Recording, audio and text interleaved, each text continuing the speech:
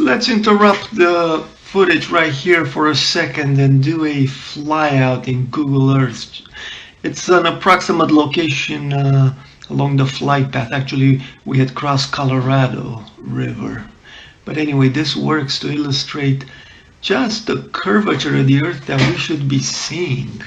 Have a look at how it looks, how the land just appeared from that horizon. You can definitely tell there's curvature due to the aspect ratio, and also a little bit of curvature in the transverse or x-axis direction.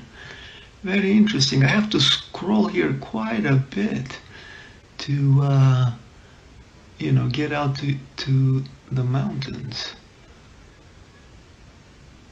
This is Navajo Nation land. Here we go.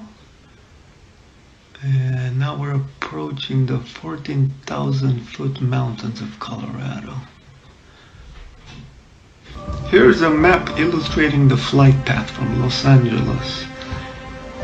Along the flight path, we determine lines of bearing towards the mountains that I see in the distance. That's how I can tell what I am seeing. Take special note of Humphrey's Peak. It's a great point of reference. If we were living on a globe, a sphere, the mountains in Colorado should not be visible. They're only 14,000 feet, and at that distance, the curvature would be hiding them. Flying at 30,000 feet, we should be looking down towards a tangential point to the sphere at about 3.1 degrees relative to our perceived horizon, or 90 degrees to the gravity vector.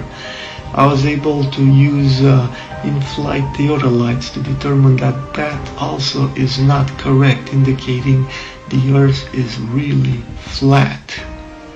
This graphic captures what I've learned so far from my infrared imaging from high altitude.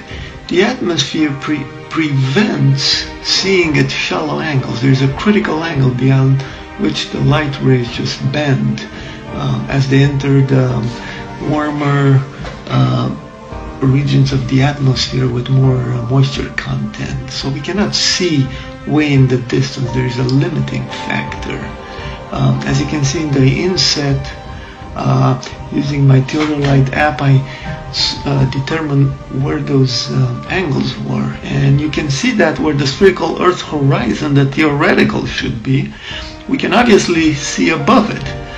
And at about 1.9 degrees, it seems like we can't see anymore because of the haze.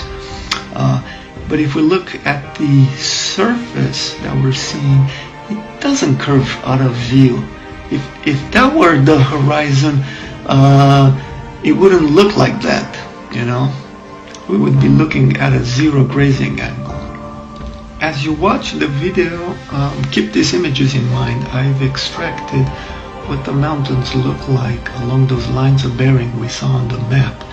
So be on the lookout for these. I will try to narrate and point them out. Initially, I did not see the mountains at 500 miles. I thought they were clouds. I only noticed them around 480 miles when I was looking at Humphrey's Peak. That's when I noticed those pale, what looked to me like clouds. And then later I noticed what they were.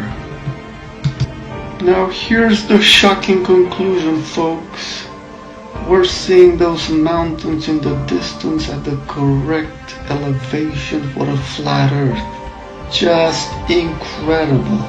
Not only should we not be seeing those mountains if we lived on a sphere, but we're seeing them, and we're seeing them at the correct elevation for the shallow observational angles, which are about 0.38 degrees to those distant mountains and about 0.9 to Humphrey's Peak.